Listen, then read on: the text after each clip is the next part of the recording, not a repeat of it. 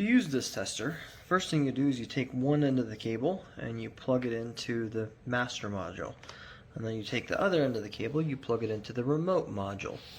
After you've plugged it in, there's two modes on this particular tester. First one runs through the sequence 1 through 8 really quickly.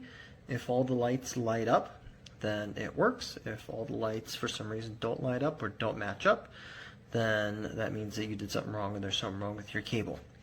The second mode is the same exact thing, just goes through a little slower, gives you a chance to actually see all the sequence in a slower fashion. And that is it.